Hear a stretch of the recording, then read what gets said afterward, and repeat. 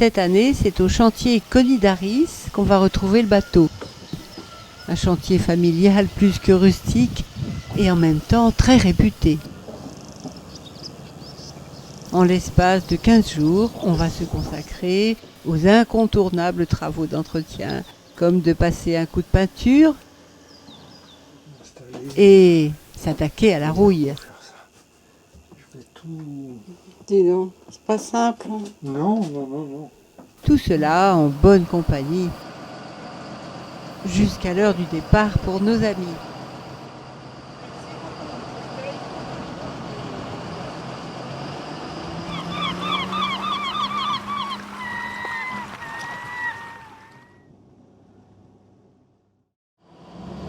À notre tour, nous quittons bientôt le chantier.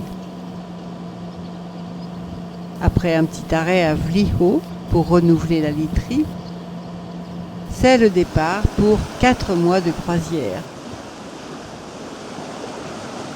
Première escale du côté de Vati pour rendre visite à nos copains suisses qui vivent à l'année sur leur bateau.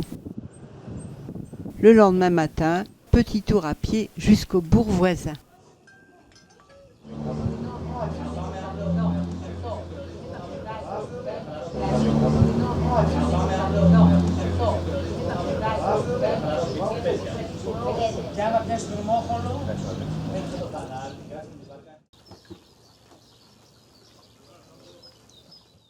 Changement de décor en arrivant à Ormos Kalamos, village sinistré par un tremblement de terre. Un village doté d'un petit port très actif, sauf qu'il a la taille d'un mouchoir de poche. Mais peu importe, Georges, le capitaine du port, va se démener comme un diable et faire rentrer 50 voiliers dans l'après-midi.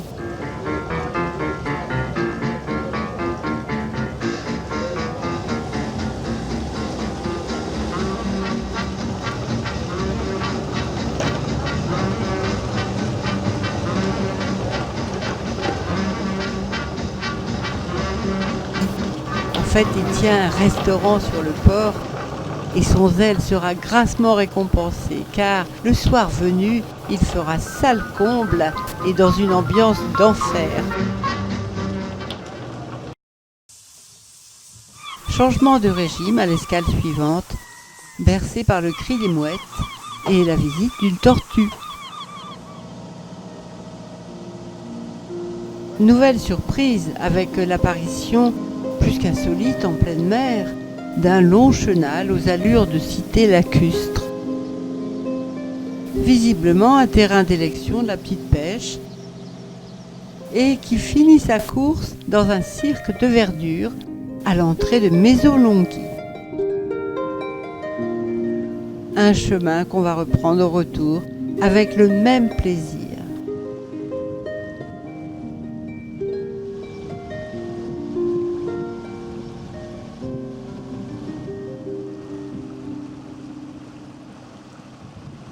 À Patras, on est accueilli par un Serbe qui vit à bord de son bateau. I did it by myself here, pick up the different things, but by my hands.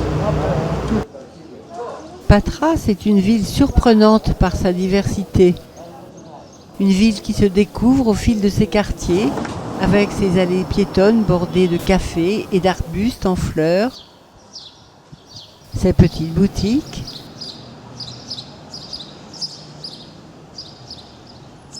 ses églises,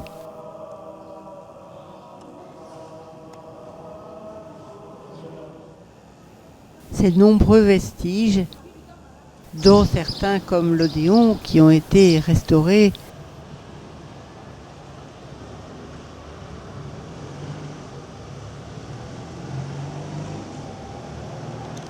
Sans oublier le fameux escalier de 700 marches qui mène au Castro, cette forteresse qui a défendu la ville au fil des siècles. C'est une fois là-haut que l'on prend la mesure de ce qu'est Patras aujourd'hui, une métropole de 2000 habitants. Et bientôt, une fois franchi le célèbre grand pont, Zboril pénètre dans le golfe de Corinthe. Première escale à Trisonia, un adorable petit port niché dans un croissant de verdure sur un îlot du Golfe.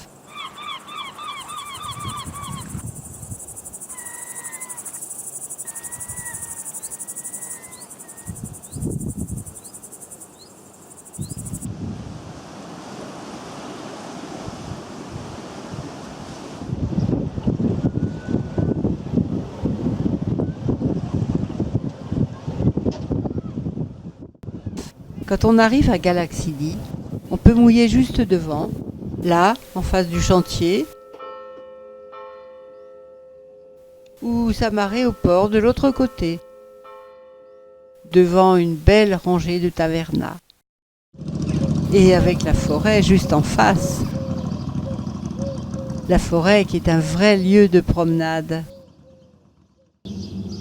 De toute façon, le plaisancier va succomber à son charme. Ici, en effet, on touche au paradis. Tout comme les canards qui sont ici chez eux. Nourris et logés comme des pachas dans leur cabane flottante. Enfin, on n'allait pas quitter Galaxidy sans faire le détour en car jusqu'à Delphes. Sur place, visiblement, on ne sera pas tout seul.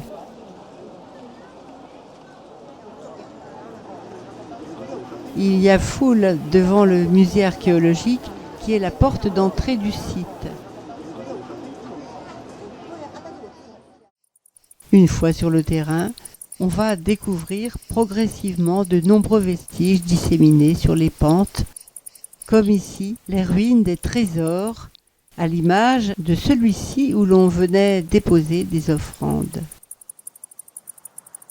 Un peu plus haut, on verra bientôt pointer les colonnes du fameux temple d'Apollon où avaient lieu des cérémonies religieuses. Un peu plus haut encore, face à un paysage à couper le souffle, apparaît le théâtre qui, lui, date de l'époque romaine. Puis le stade où se déroulaient des Jeux olympiques. Le point final de ce voyage dans le temps sera la découverte, dans un lieu isolé, du sanctuaire dédié à Athéna. Quelques jours plus tard, nous quittons Galaxidy, heureux et parés pour de nouvelles aventures, de nouvelles découvertes.